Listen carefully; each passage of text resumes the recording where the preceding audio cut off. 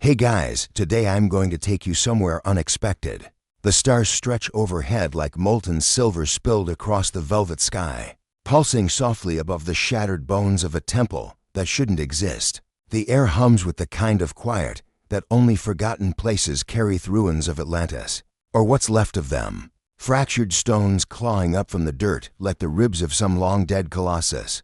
Faint lines of ancient glyphs still cling to marble slabs, half swallowed by moss and time. Careful thaw be the end. You might never see history the same way again. So, before we descend into this strange story, take a moment to like the video and subscribe a bit only if ancient secrets and cosmic questions are your thing. Drop your current location and time in the comments you want to know where on Earth or beyond you're watching from. Now, take a breath, clear your mind, and let's unlock the myths that may never have been myths at all. Your boots crunch over broken stone as you walk deeper into the ruins. Officially, this place doesn't exist, the coordinates scrubbed, the satellite images blurred. But the locals whisper about the sunken city, the one Plato wouldn't shut up about, where gods supposedly walked alongside mortals. It's funny how every myth starts sounding more like a cover story the deeper you dig. And here, beneath collapsed pillars and vines thick as serpents, you find it. Half buried under centuries of rubble is a stone tablet, smooth, untouched by erosion. But what grabs you isn't the condition, it's the impossible symbol carved into its face. A circle, etched with unnervingly perfect precision, floats above a triangle split down the middle by a jagged line of smaller, alien runes. Around the edges, faint impressions twist like spiral galaxies unraveling. You've seen this glyph before. Maybe not here, but definitely elsewhere in late-night conspiracy forums, in grainy Apollo mission photos, and in fringe documentaries your high school history teacher would have rolled their eyes at. Only, standing here in the flesh, that symbol feels heavier. Real. Historians still argue whether Atlantis was pure fiction or garbled memory. Some say Plato based his tale on the Minoan civilization, wiped out by a volcanic eruption. Others whisper about submerged ruins off the coast of Cuba, or strange underwater pyramids near Japan's Yonaguni monument. But this, the stone slab with a symbol straight out of a sci-fi fever dream, it doesn't fit cleanly into either camp. You brush away more dirt. The lines shimmer faintly, like they've absorbed the moonlight slanting through cracks in the temple's roof.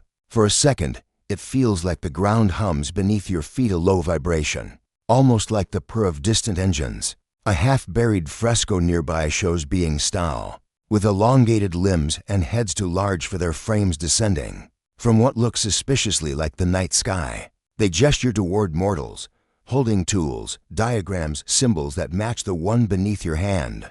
Aliens, gods, cosmic engineers with a flair for architecture. Ancient astronaut theorists eat this stuff for breakfast. They'll tell you the same symbols appear across civilizations, Egypt, Sumer, even Mesoamerica. But mainstream archaeologists scoff, chalk it up to coincidence.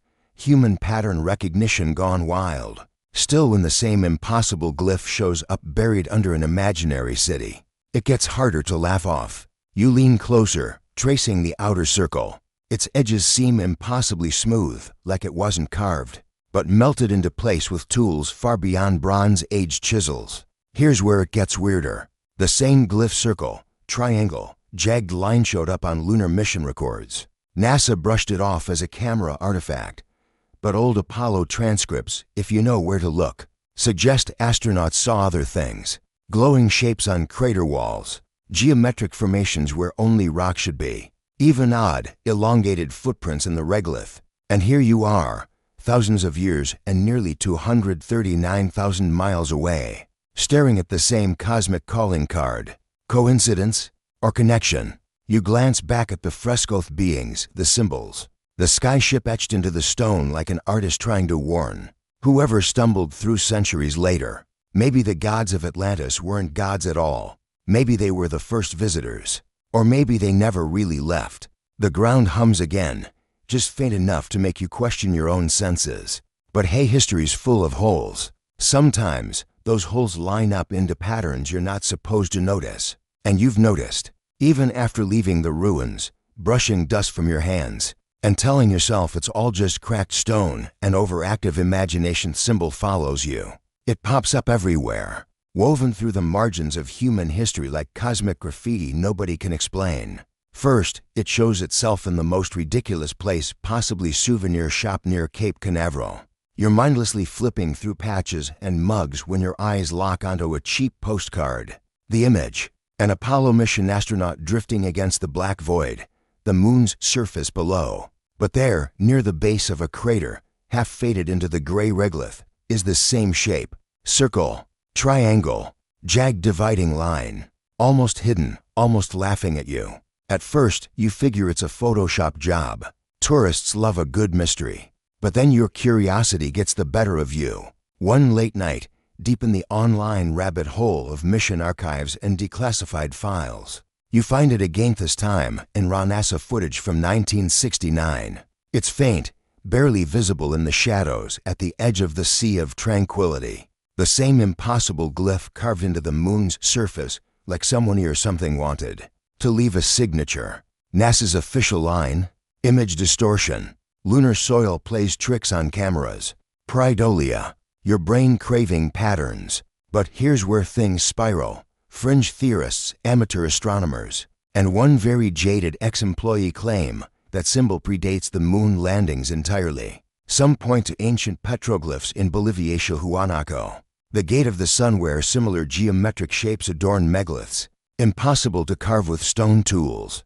Others drag up cave paintings in Australia, glowing with figures that resemble tall beings, massive eyes, elongated skulls, and in their hands, the same glyph etched onto crude depictions of crescent moons. It's enough to give even skeptics pause. Historians, of course, still argue the moon's formation remains hotly debated. Classic theory says it's the debris of a planetary collision.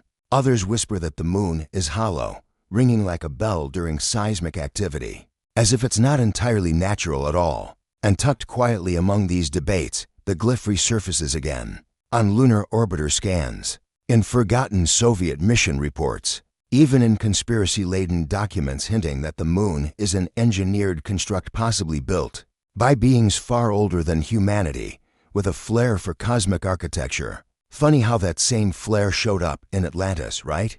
The deeper you dive, the messier it gets. UFO sightings spike around full moons. Radio transmissions distort. Astronauts brave, government-trained professionalism slip up in interviews, recalling lights, information, or structures that shouldn't be there. Your favorite? A retired engineer who half-joked in a podcast that maybe humanity didn't conquer the moon. Maybe we were politely invited. You think back to the fresco in Atlantis: tall figures, elongated heads, skyships descending. The same beings ancient cultures painted in every corner of the globe, long before we had telescopes, let alone space shuttles. What if those aren't myths? What if they're cameos? And the glyph? It's the marker they leave behind, their version of a calling card, or maybe a cosmic copyright symbol engineered by, not of this earth. The more you look, the harder it is to dismiss. Coincidence morphs into pattern. Pattern hints at intent. One late night, scrolling through lunar cartography forum sees those exist. You stumble across a thread titled "The Symbol No One Can Explain." Dozens of users have spotted it. Crater rims, artifact shadows, rover tracks that suddenly veer into the unmistakable outline of the circle, triangle, and dividing line. You could brush it off. People see what they want to see. But you've touched the real thing. The Atlantan glyph burned into smooth stone, humming under your fingertips. It wasn't a trick of the light. It wasn't dust patterns. It was a message. The moon. It isn't just a rock in the sky. It's a relic, a piece of architecture older than human history, orbiting above, silent, but not forgotten, and etched across both Earth's ruins. And the lunar surface is proof that someone or something was here first. Aliens, interdimensional travelers, cosmic engineers moonlighting as gods. Pick your favorite theory. The symbol doesn't care. It just waits, stitched into stone, tucked beneath forgotten temples and crater shadows, daring someone to finally connect the dots. Looks like you just did. You never expected to get this far. One strange glyph under ancient ruins. Weird, sure, but easy to file under tourist trap folklore.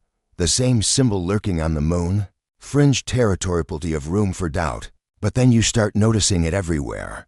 not in obvious places. It hides in the edges, like a cosmic watermark bleeding through forgotten history. Museum exhibits, ancient scrolls, even the corner of a Roman koan circle, triangle, jagged line. Sometimes faint, sometimes so clear it stops you mid-sentence. It's the same feeling as déjà vu, except it's the universe winking at you. And you're not alone. Deep in the archives of those who obsess over impossible connections, ufologists, rogue archaeologists, whistleblowers with nervous laughs, you find breadcrumbs. Whispers of the architects, beings rumored to have shaped not just Atlantis, but Earth itself. Some call them the Anunnaki. Others say they're survivors of a pre-human civilization that fled to the stars, leaving behind relics, glyphs, and myths disguised as bedtime stories. A few, they just call them the neighbors. Your brain says nonsense. Your gut, it's screaming otherwise. There's the scholar who vanished after publishing blueprints that mirrored lunar topography, except his diagrams came from deciphering Atlantean ruins, not NASA. Or the ancient myth out of Mesopotamia, gods descending on silver boats, bearing symbols of power that match the glyph almost perfectly. Historians still argue whether those gods were metaphor or memory. But what's metaphorical about finding the same impossible design across continents, cultures, and celestial bodies? You keep digging. A declassified report from 1970 to surface military radar anomalies tracking unexplained objects between Earth and the Moon. The objects, geometrically perfect. Their formation pattern? Guess what it resembled? It's almost like the symbol isn't just an icon, it's a blueprint. You remember the fresco in Atlantis, the elongated beings guiding mortals, handing them tools, diagrams. You remember the ruins, humming faintly under your fingers, the moon's impossible structures, half hidden in shadows, and all of it threaded together by the same glyph, as if someone left behind the universe's strangest breadcrumb trail. One night, it all clicks. You're staring at a star map, tracing constellations when you overlay the glyph circle, triangle, jagged line. It fits. The triangle aligns with Earth, the circle with the moon. The dividing line stretching toward Orion's belt, very constellation linked to so many origin myths. Egyptians aligned pyramids to it. Mayan calendars tracked it. Even prehistoric monuments like Stonehenge whisper about those three distant stars. And suddenly, the glyph isn't just a symbol. It's a roadmap. The architects didn't just build cities or carve ruins. They seeded the sky, the ground beneath your feet, maybe even the bones in your body, with hint signs pointing to where they came from, and maybe where they still are. Aliens, ancestors, interstellar pranksters with a flair for mystery. Does it matter? You glance up, night sky sprawling overhead, the moon hanging heavy like a cosmic sentinel, cratered and cold, yet familiar in ways it shouldn't be. And beneath your feet, hidden by soil and time, the ruins pulse with quiet, impossible energy. They never left. The stories, the symbols, the sightings, their echoes. Fragments of a civilization that didn't vanish, just stepped sideways, watching, waiting, maybe laughing every time someone like you trips over their forgotten graffiti. You run your thumb over the glyph's outline one last time, and the stars don't look so distant anymore. It's funny, isn't it? We spend our lives tracing myths like they're bedtime story sheroes, gods, lost cities buried beneath the waves. But sometimes the lines between legend and blueprint blur, and the universe leaves little reminders in stone, sky, and shadow. The glyph, it's more than a symbol now. It's a keyhole, waiting for the right eyes to notice, the right minds to wonder what's on the other side. And the moon, with all its ancient scars and impossible geometry, watches quietly from above, never answering but never looking away. The architects, the neighbors, the tall beings etched in forgotten ruins, maybe they're still here, not in flying saucers or silver jumpsuits, but woven into the atoms of the ground you walk on. The stars that guide your nights, the quiet hum beneath your feet when no one else is listening. So next time you glance at the moon, trace the constellations, or stumble across a story that feels a little too persistent to be coincidence, pause, breathe, because maybe tonight the stars aren't looking down. Maybe they're waiting for someone to look back.